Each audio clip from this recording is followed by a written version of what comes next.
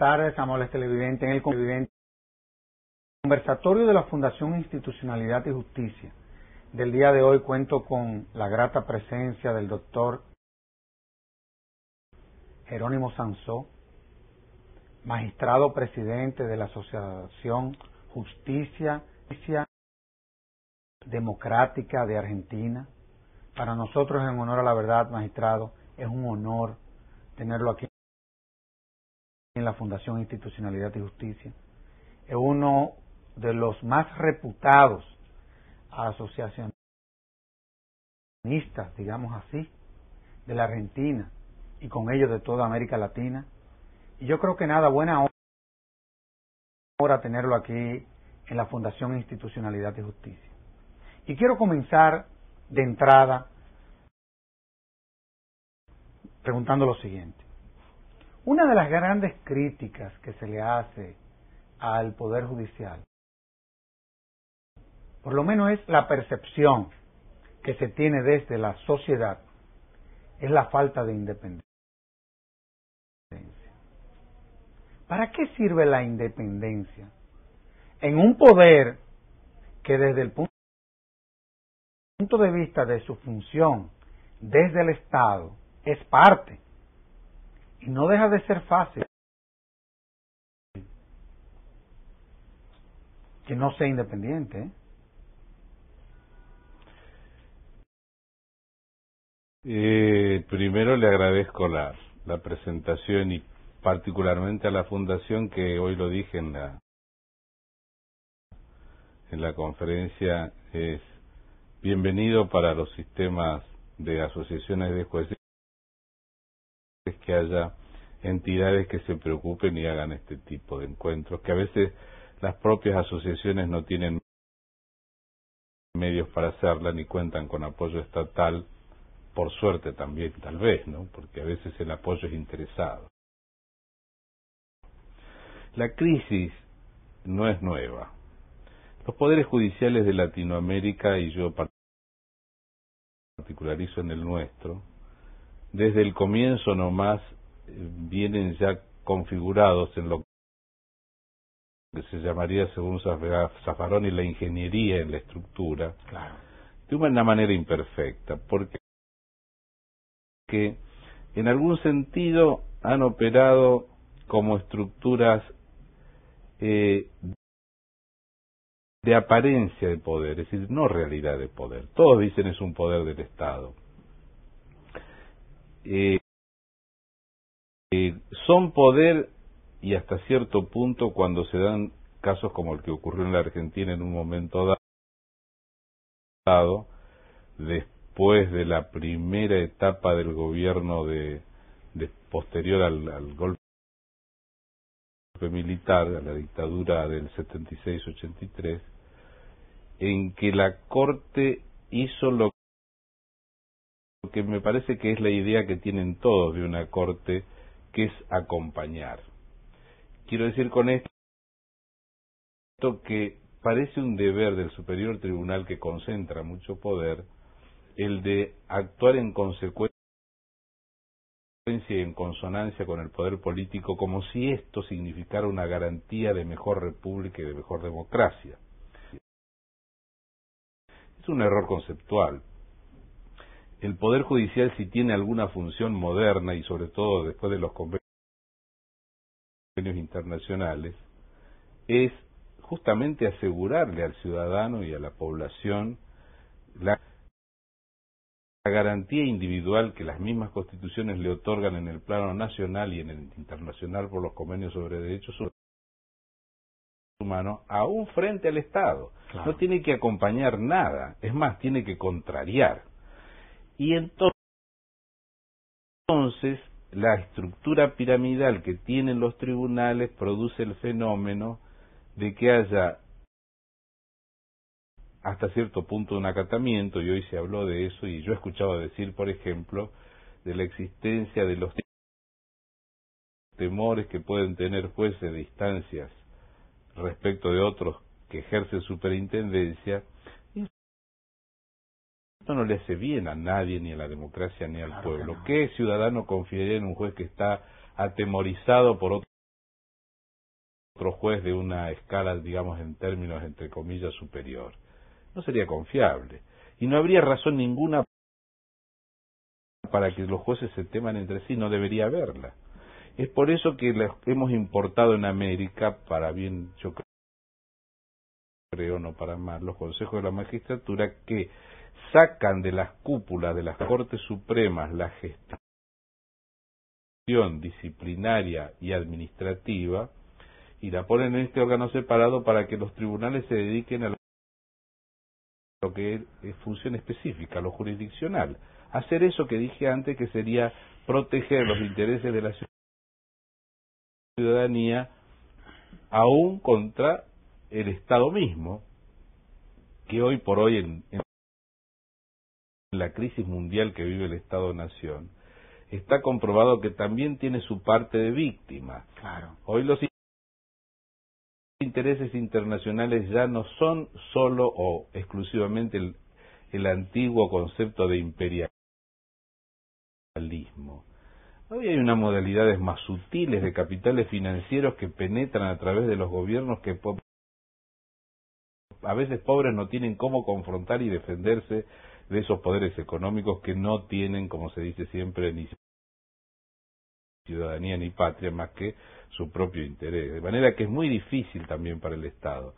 Pero el papel de los poderes judiciales, y por eso hay desprestigio y por eso hay escepticismo, es que la ciudadanía, yo creo que no se siente suficientemente protegida. Definitivamente. Y el otro fenómeno es que el poder político que crea o es forzado a crear situaciones límites de confrontación social, pobreza, riqueza, distribución de la riqueza, lo hace de una forma tal que cuando explota el conflicto lo judicializa. Las medidas para salir de la hecatombe que tuvo la Argentina en el año 2001 eran políticas. Sin embargo, el gobierno las trasladó a la justicia, donde fueron a reclamar derechos todos, patrimoniales y de todo tipo, que dependían de actos de gobierno. Es decir, la justicia puede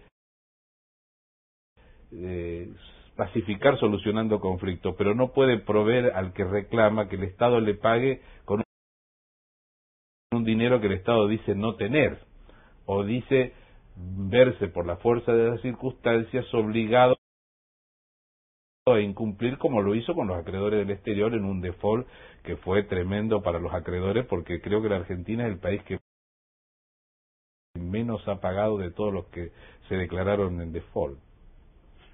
No sé si he sido claro. Totalmente. Totalmente. Ahora, magistrado, ¿cómo asegurar esa independencia entonces? Porque cuando usted habla de estructuras judiciales, y eso lo explica muy bien el magistrado Zaffaroni,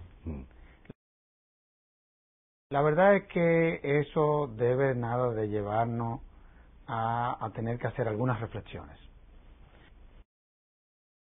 Cuando hablamos de independencia, la independencia no se limita hacia lo externo, también es hacia lo interno. Pero cuando nos encontramos de que la mayoría de nuestros sistemas judiciales tienen un Consejo Nacional de la Magistratura muy poco democrático, sobre todo su composición, también nos encontramos que el objeto sería, o la finalidad de ese consejo es garantizar la independencia hacia lo externo, pero que muchas veces no se da. Pero también nos encontramos, y es la que muchas veces más preocupa, esa verticalidad de la que usted estaba hablando, de cómo, por ejemplo, el órgano de gobierno del Poder Judicial, muchas veces, más que un órgano independiente a lo interno del Poder Judicial, muchas veces son los plenos de nuestra Suprema Corte de Justicia. ¿Cómo vamos a garantizar todo esto? Porque la verdad es que ahora que en la República Dominicana estamos hablando de una segunda ola de la reforma judicial y nos estamos planteando todas estas propuestas, la realidad es que ¿estará la clase política preparada como para poder asimilar el contenido de lo que se propone? Y me explico. Muchas veces esa independencia no la rompen los gobiernos. Quienes la rompen son el sistema de partidos. Pero es el sistema de partidos el que controla, el órgano del control del Estado, como es el Congreso Nacional, quien es a fin de cuentas, por lo menos desde el punto de vista de nuestra Constitución, la que al final aprobará o desaprobará estas propuestas. ¿Cómo vamos a garantizar todo esto, magistrado? Yo veo que usted tiene una percepción notable de todo el fenómeno que es complicado. Es complicado, ¿eh? Mire, nosotros hemos tenido una saludable experiencia que no creo que sea modelo para nadie, porque en general yo diría que nosotros no somos el mejor modelo de casi ninguna cosa en toda nuestra historia y en toda nuestra experiencia institucional. Pero esta vez la constituyente del 94 produjo una reforma de un Consejo de la Magistratura bien diagramado en cuanto a la organización del gobierno del Poder Judicial. En aquel momento una delegación de 14 jueces que integrábamos un grupo que se llamaba Encuentro de Jueces, fuimos a la Santa Fe y hablamos con todos los bloques políticos, que no fue escándalo para nadie porque sabían que estábamos ese tipo de militancia de política judicial, por supuesto. Claro. Y la reforma, inspirada entre otras personas, justamente porque estaba Zaffaroni, que tenía bien en claro lo que era reorganizar un gobierno, le dio las facultades al Consejo que hasta ese momento ejercía la Corte, y para bien, porque entonces la Corte quedó restringida a la gestión puramente jurisdiccional, desprendiéndose de todo lo administrativo. Los que, como usted bien señaló, deformaron el proyecto constitucional, quienes fueron los legisladores. Claro. Por aquello del reparto y por intereses menores, porque uno se pone a verlo en el curso del tiempo y se dice, ¿cómo pudieron ser tan egoístas de pelear por esto? Los consejos de la magistratura que nosotros teníamos de modelo y que sirvieron para la constituyente, están integrados por jueces mayoritariamente, porque los jueces saben sus realidades, saben lo que necesitan, saben lo que necesita cada fuero o cada división en la que esté organizado, y tienen las condiciones intelectuales y morales, creo yo también, como para ejercer por un periodo que está acotado en el caso de los dos países modelo a 4 años, una gestión útil para el Poder Judicial mismo y para la sociedad. La ley argentina consumó una tropelía, interpretó que la representación parlamentaria tenía que ser efectivamente de parlamentarios. En la Constitución italiana, el Consejo de la Magistratura tiene 2/3 de magistrados y 1/3 de representantes del Parlamento, que son figuras de reconocida trayectoria intelectual, académica, profesional y de honestidad probada. En el último seminario que hicimos en Buenos Aires el 21 de septiembre, que justamente era el tema el tema era gobierno del Poder Judicial, Corte Suprema, Consejo de la Magistratura o autogobierno. Jesús Jovel, que es del Secretariado de Jueces para la Democracia de España, sin querer inmiscuirse en lo interno, porque así lo aclaró, dijo: a nadie, a ningún juez de las Cortes española, ni siquiera del Tribunal Constitucional, se le ocurriría influir o intervenir o participar siquiera en las decisiones que toma el Consejo General, que está integrado mitad por jueces y mitad por representantes del Parlamento, pero no parlamentarios. Claro. Nuestros parlamentarios se creen que estar en el Consejo de la Magistratura, además de darles una cuota de poder que no se sabe para qué la quieren, les da también una cierta cuota de relumbrón y de figuración. Este modelo no debe ser seguido. Ay, Dios mío. Yo no voy a dar opinión sobre Dominicana porque sinceramente sería gratuito que lo hiciera, no conozco. Claro. Pero si van en ese camino, que inevitablemente el camino que se va a recorrer, a mí me parece que las autoridades tanto legislativas como judiciales y la cabeza del Poder Judicial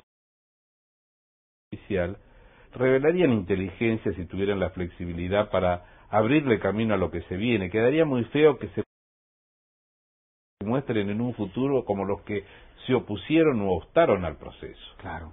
Les haría menos favor eso. Yo creo que queda mejor para ellos, incluso desde una posición interesada o especulativa, decir, yo fui el que abrí la puerta a estas reformas, a decir, yo fui el que le cerró la puerta a la reforma, que luego vinieron porque eran inevitables.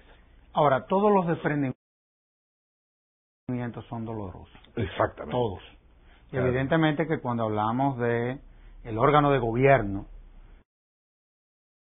a lo interno del Poder Judicial para garantizar esa independencia, hablamos nada de el órgano, vuelvo y digo, el órgano de gobierno, hablamos del gobierno de los jueces. Sí, sí. Esa es la realidad. Sí, sí. Entonces, ¿no será a ese gobierno a quien le teme la clase política? Porque también pudiese darse el caso, y se ha dado el caso, de que ese órgano de gobierno se corporativice también, Sí. Siempre se habló como de la ciudad de los Césares, del gobierno de los jueces. Nunca nadie encontró la ciudad de los Césares y tampoco nunca ha visto una república donde se haya producido el gobierno de los donde gobiernen jueces. No, eso no va a pasar. En cuanto al temor parlamentario, si se atuvieran a la función política, lo que pasa es que usted habló antes de los partidos políticos, no sé acá en Dominicana, pero en general en América y particularmente en mi país, los partidos políticos han perdido la brújula. Los partidos políticos no forman más cuadros, no tienen ideologías a que aferrarse para ir formando en función de una ideología o de conceptos principales desarrollos de políticas. Todo lo que hacen es reuniones preliminares a los actos electorales para integrar listas, donde los méritos constituyen siempre la obsecuencia. O sea que esto no puede conducir a nada positivo hasta que no se hagan carne de que los partidos políticos tienen que ser los centros de estudio y de capacitación de la gente más joven que aspira con desprendimiento a los cargos políticos. No va a funcionar. Los jueces tienen un rol limitado a la pacificación y a la garantía que yo les decía antes de los derechos individuales. En la medida en que no sean afectados, nadie puede temer. Ahora, si las políticas que los llevan a consumar, por ejemplo, desastres ambientales, caen en la órbita del Poder Judicial, van a tener resultados negativos, van a tener procesamientos, van a tener eventuales responsabilidades económicas y hasta penales.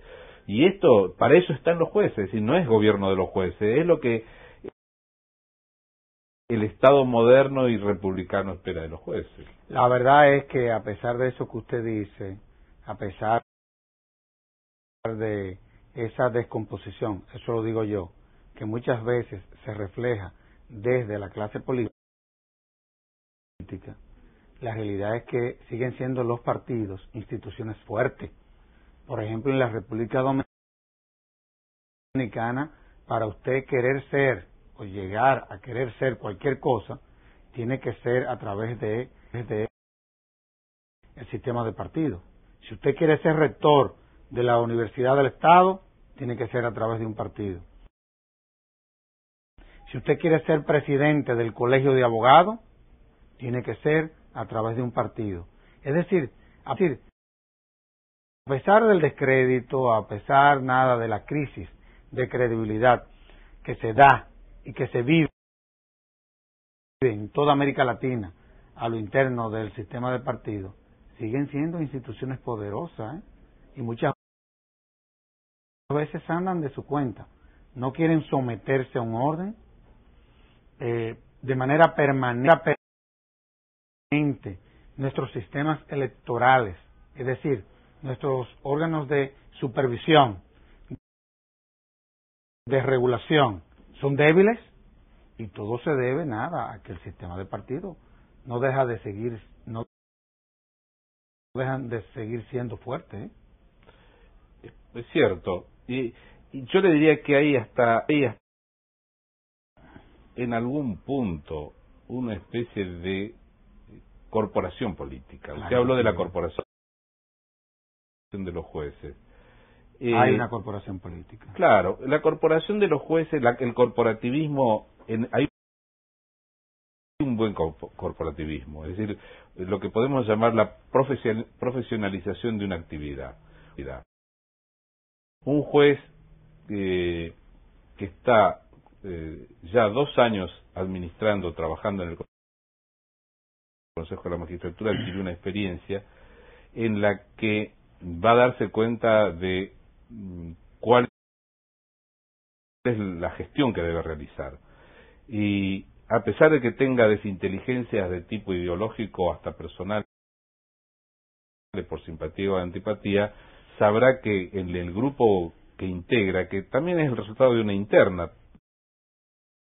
política judicial, porque la parte de representantes de los jueces resulta de elección también, una votación interna, y donde hay alineamientos ideológicos inevitablemente, pero ahí aprenden a que tienen que desprenderse de la vinculación con los causantes de su elección para hacer lo mejor que puedan para el rendimiento de la actividad. En ese sentido podría hablarse, entre comillas, de un corporativismo bueno. En el ramo político, lo que nosotros advertimos como un fenómeno ya generalizado es lo que se ha visto últimamente en la Argentina, donde acá no sé si pasaría.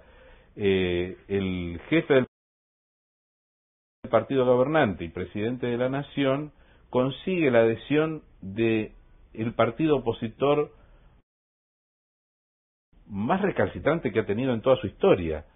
Tiene adherentes del partido enemigo, por decirlo de alguna manera, que se han pasado a sus filas, lo cual ha hecho decir a alguien que ahora prevalece un transfugismo. Casi le diría una filosofía de la traición. Yo traiciono, tú traicionas, él traiciona, nosotros traicionamos, y así. Entonces, frente a eso, pensar en el corporativismo de los jueces o pensar en que los partidos políticos lo rigen todo, es no ver lo que está en juego, que es la adhesión de aquellos que pueden negociar para persistir en el poder.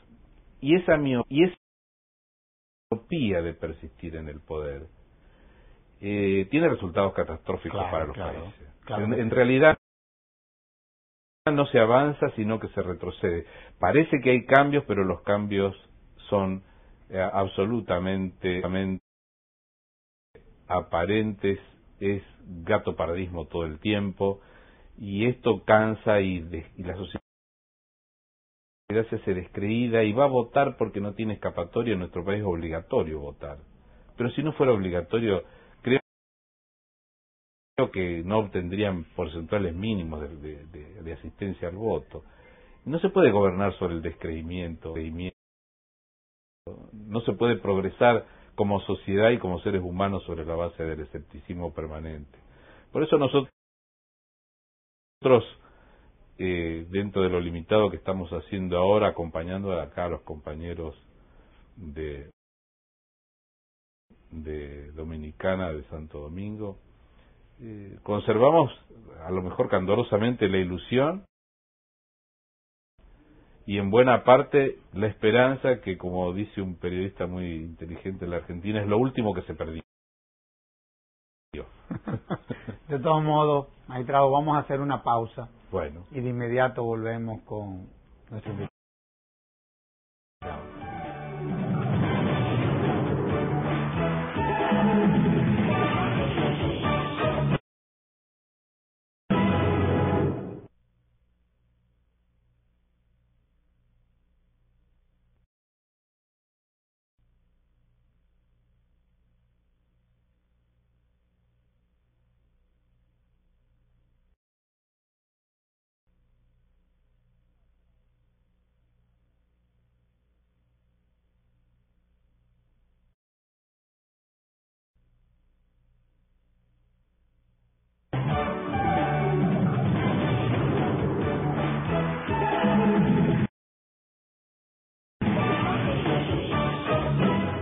Magistrado, usted hablaba o terminaba la sección, el segmento anterior, hablando de los medios de comunicación. Influyen a veces, ¿eh? Influyen. Y muchas veces ven al Poder Judicial más que una institución del Estado, lo tratan como un instrumento de comunicación, que es más complejo todavía. Y las cosas que uno ve ahí muchas veces, si uno las explica, las complica. ¿De qué es de lo que se trata? ¿Cómo manejar esa relación y esa percepción que muchas veces desde la prensa contribuye a que pasen muchas cosas a lo interno del Poder Judicial? Es complicado esto, ¿eh? Nosotros tenemos permanentemente, en estos libritos que le traje acá a la Fundación, hay expresiones de eso, intercambios con el periodismo. Hay periodismo especializado, como el suyo, que tiene una visión, se lo acabo de decir, bastante profunda de todo el fenómeno, y la sabe exponer y sabe preguntar sobre el tema, y hay un periodismo que le dice llanamente: nosotros esperamos de ustedes noticias de impacto, esperamos de ustedes originalidad y en todo caso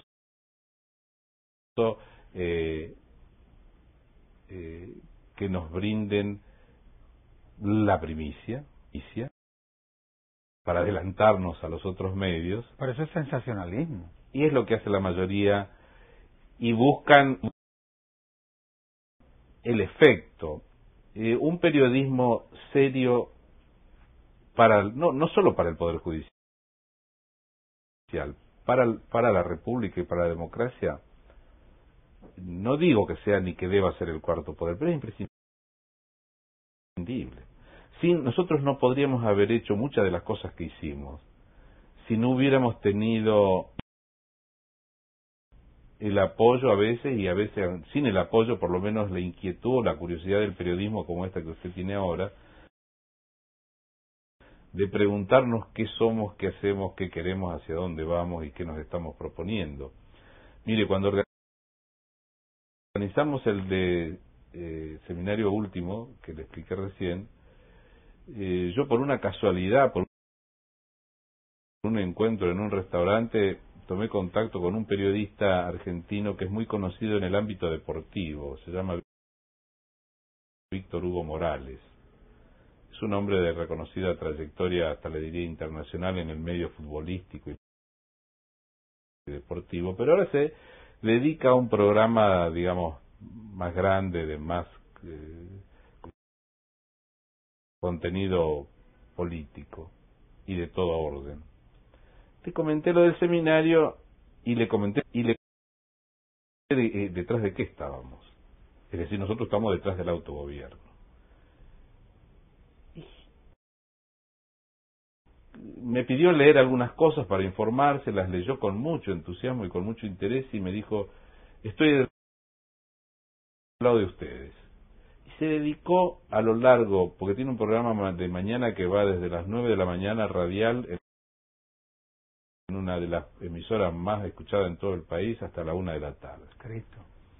Radio Continental. Se dedicó durante varios días. Yo tuve con él una entrevista radial de, no sé, 15 minutos. Pero después siguió con eso durante días enteros. La difusión que tomó el tema, para mí fue asombrosa. Y es debido solo, mire, a la buena voluntad. No había ni siquiera amistad personal. El espíritu investigador y curioso de un periodista que yo diría que es sano, que dice, acá hay algo que no es defecto, que no me va a traer esto que usted decía de lo llamativo, pero es algo que vale la pena hacer. Bueno, en esto, si el periodismo y los medios no se asocian a los cambios, Claro. Estaremos igual que siempre. Claro. Ahora, usted es un experto en lo que se ha llamado el corporativismo judicial. Sí, asociacionismo. Sí. Asociacionismo es más elegante. Más elegante. ¿Ha contribuido ese asociacionismo? Se lo digo porque muchas veces las instituciones se crean con un fin y muchas veces nosotros, la que integramos esas asociaciones, muchas veces distorsionamos la cosa y bueno, y se crean fuentes de confusiones, fuentes de conflictos y más que contribuir al remedio, terminan siendo parte de la enfermedad. Es posible. No creo que se dé en el caso de Jueces para la Democracia, porque usted mismo me hablaba de Ferraioli y otras personas como Raúl Zaffaroni, o Perfecto Andrés Ibáñez, gente que ha sido fundado... Un verdadero símbolo. Claro, pero que además todos estamos inspirados, sin que por esto nos creamos ni mejores ni peores, en una visión autocrítica y crítica. Y en el disenso, hay un entrenamiento en la polémica y en el disenso. Es muy difícil que este tipo de asociaciones en las que hay un alineamiento ideológico más o menos similar, casi le diría un evangelio común, se aparten de lo que debe ser, pero no solo estas de Jueces para la Democracia. Yo hablaba en la conferencia porque la primera invitación que se hizo a la expresidente de la nuestra, que fue presidente de otra que se llama AMJA, que es Asociación de Mujeres Jueces, que es una asociación de género. Lo que ha contribuido esa asociación al crecimiento, al respeto y a la tolerancia de la lucha de género en Latinoamérica y en el mundo es asombroso, porque además es internacional. Hay Argentina le tocó el honor de organizar el Internacional de 2000, después de 98 que fue en Canadá. Qué bien.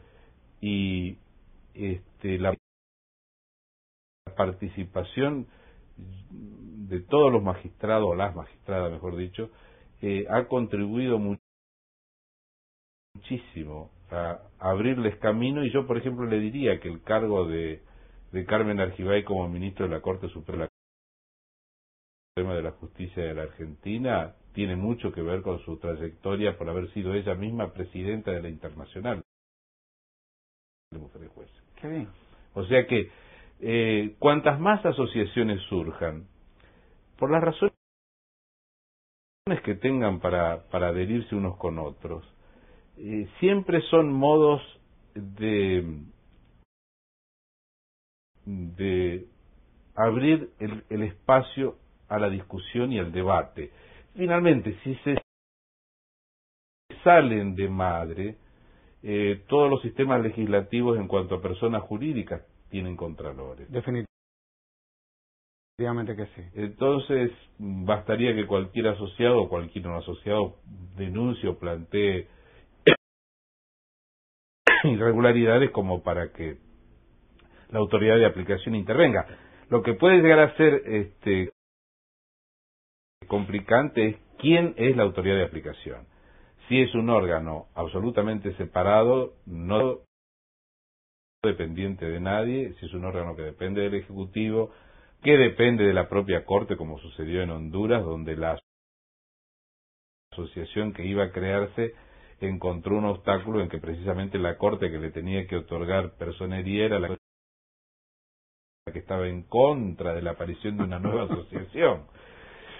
Esto se fue superando gracias a la intervención de la Federación de Jueces para la Democracia, de la denuncia que yo hice ante el relator de las Naciones Unidas, que es Leandro Despuy, y que la hice en Buenos Aires porque tengo la suerte de que él esté ahí. Cuando deje de ser el funcionario de Naciones Unidas en ese tema, a lo mejor es uno de la India, entonces no tendremos remedio, pero por ahora lo tenemos al alcance, o sea que está dispuesto a escuchar y va a ir a donde sea, como fue Ecuador, a resolver los problemas, o por lo menos a ponerlos en evidencia, porque la función de él es defender ante el alto comisionado de las Naciones Unidas la independencia de los jueces y de los abogados. Yo no sé cómo manejarán, por ejemplo, las asociaciones, digámoslo así, algo que es natural en toda institución, que es la lucha por los ascensos. Por ejemplo, esa lucha que se da a lo interno del poder judicial por los ascensos, ¿cómo lo manejan? O sea, no deja de ser delicado la participación de las asociaciones en situaciones que terminan degenerando en conflictos. No sé cómo será en Dominicana. En realidad ahora, después del 94, el sistema de designación de los jueces en la Argentina, en el orden nacional y también en el provincial, es por concurso. Es más, hay una provincia que es San Juan que establece el concurso para todos los integrantes del Poder Judicial, incluyendo los del Tribunal Superior. Cualquiera diría, bueno, un concurso puede tener formas y formas, espacios, para tener un grado, digamos, de inseguridad o de elasticidad en cuanto a la certeza de la selección. Las asociaciones no tienen papel ninguno que cumplir allí. La asociación, en todo caso, podrá hacer un apoyo de tipo moral en nuestro sistema. Se da 30 días después de la apertura, como quien dice, de los sobres, para que se formulen impugnaciones y apoyos, que son meramente instrumentos para el que va a seleccionar, que es el Poder Ejecutivo, que tiene una terna. No es que eso vaya a decidir, pero ciertamente alguien que tenga, yo le diría más bien acusaciones de carácter ético o de otro tipo graves, corre el riesgo de que pueda ser excluido de la terna, o por lo menos no considerado para ser ungido en el cargo. Pero lo que es apoyo suma en la cantidad, y mejor en la calidad, pero no hace a la decisión de la selección misma. Algunos ministros de la Corte han tenido severas críticas y francos apoyos. El mismo Zaffaroni ha tenido severas críticas relacionadas,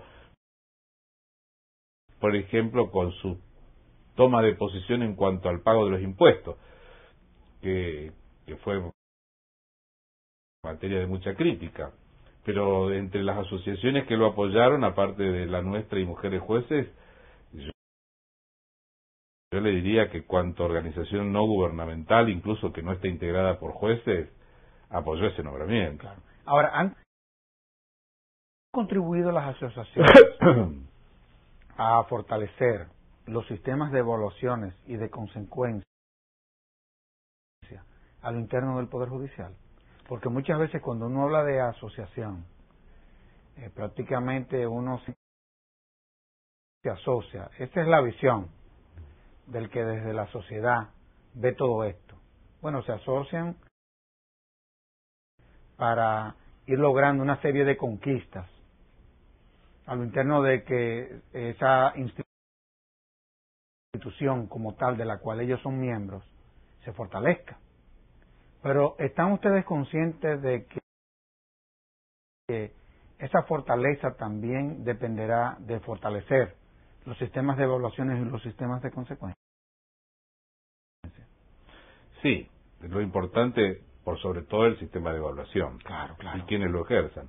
Yo le voy a decir que en nuestro medio hay una asociación que es la tradicional. Una asociación en la que estamos todos, somos todos socios de ella. Una asociación que convivió con la dictadura militar, casi le diría amistosamente. Qué bien. Que tuvo injerencia, hasta le diría en nombramientos, apoyó designaciones que por supuesto no eran por concurso, y que con el tiempo nosotros tuvimos con ella una actitud de confrontación que por suerte superamos con el tiempo, nos conocimos cada vez más, ellos fueron, según nuestro criterio, evolucionando y cambiando. Tal vez ellos piensen lo mismo de nosotros, pero ellos han tenido una actitud en cierto sentido bien coherente en esto. Como saben que todos los alineamientos ideológicos están asociados, nunca apoyan a ningún candidato. Es una política oficial que tienen. En cambio, las otras asociaciones que somos más pequeñas y operamos de otra manera, nos podemos permitir eso sin complicarle la vida a nadie, porque además casi le diría que tenemos una mayor cuota de impunidad. Lo que una asociación tradicional, digamos, con muchos años de actividad y de integración, no se anima a decir, su comisión directiva titubea, encuentra una salida fácil en que gente como la nuestra pueda rápidamente salir y decir lo que piensa, sin ser la voz oficial, pero dando ya un panorama de lo que, en el mal sentido que a veces emplea la palabra, piensa la corporación judicial. Si no, nos van a salir a desmentir si denunciamos un hecho que esté a la vista y sea a toda luz criticable. Y es más, esperan de nosotros esa actitud. Y nos dan cobertura. Estos dos seminarios lo hicimos en la sede de ellos, nos prestan su auditorio, tenemos una buena relación con ella. Y su vicepresidenta actual es una sociedad nuestra. Qué bien. Ahora, el Poder Judicial, magistrado, se ha convertido en un espacio de lucha política. Sí, claro. Sobre todo en materia constitucional, en materia contenciosa administrativa. Y muchas veces problemas que tienen soluciones políticas se llevan al escenario de la justicia, en donde entonces se le abre un espacio a una situación cuya solución no es legal. ¿Cómo maneja la justicia a esta situación que muchas veces termina haciéndole más daño a ella que a la propia clase política. Clarísimo. Es así, ¿verdad? Tal cual. El tema es el siguiente, todo va a depender, por eso mismo, la importancia de la independencia interna. Claro. Que jueces teman a jueces es gravísimo, porque un ciudadano corriente no estaría seguro frente a un juez que es temeroso de otros jueces que se dicen el superior. Eso de un lado. Hoy lo dijo bien Nieto. Dijo, el legislador cree que lo que él dice es la verdad. Y que el juez es la boca de la ley. Si esto fuera así, no necesitamos jueces, necesitamos autómatas, computadoras que digan que dice el artículo tal y se aplica. Dios nos libre, ¿eh? Dios nos libre.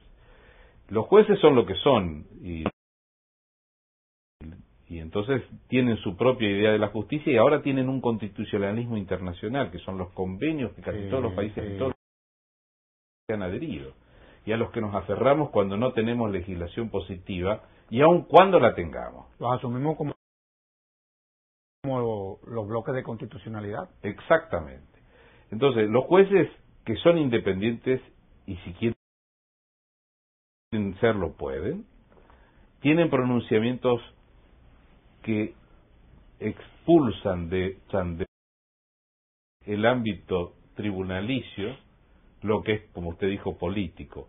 Guarnieri, que es un autor italiano sobre el que Zaffaroni ha hecho un hermoso libro comentándolo con otros amigos queridos como Virgolini y Slocar, Guarnieri lo ve al revés, él ve a los jueces invadiendo territorios de la política, según algunos no bien pensantes, inspirado por su amigo Berlusconi. La realidad es que los jueces no tienen gran entusiasmo porque están casi siempre colapsados por el trabajo cotidiano como para meterse a avanzar sobre cuestiones políticas. Claro, de por Dios, hombre. Claro que sí. Y bueno, cuando esto cae, el drama son los tribunales superiores. Si nosotros cuando tuvimos el tema del corralito, la Corte de aquel momento hubiera declarado secamente la inconstitucionalidad del cuerpo legislativo armado al servicio de esa casi iniquidad económica, no hubiéramos tenido que los 150.000 amparos que nos cayeron por la cabeza, a los que les dimos soluciones que no son mágicas, que son pobres, mediocres, imperfectas y que el ciudadano tiene todo el derecho del mundo a estar descontento. Claro. Pero era lo que había y sigue habiendo, y la Corte incluso esta ha convalidado políticas incluso de ese sistema tan perverso de legislar que es el decreto de necesidad y urgencia, que se ha convertido en la Argentina en un peligroso compuesto donde el Parlamento hace la vista gorda. No puede seguir así.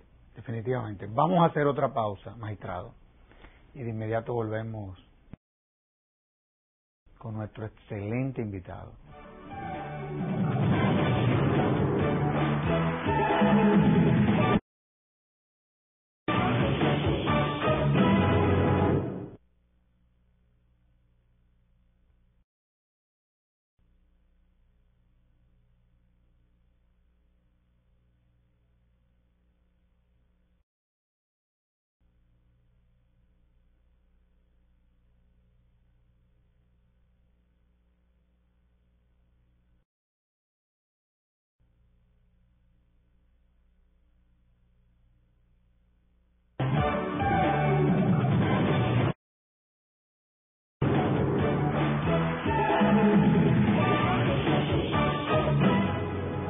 Magistrado, el asociacionismo judicial en América Latina, ¿qué papel ha jugado? Porque muchas veces da la impresión de que en algunos países, yo diría que en la mayoría, más que una realidad es un mito todavía.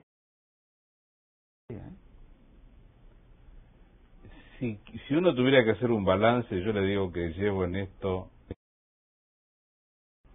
desde el año 91, que se hizo el primer Congreso Internacional en Buenos Aires. Después fuimos a San Pablo 96, salteamos a Ecuador 2003, 2004 Lima,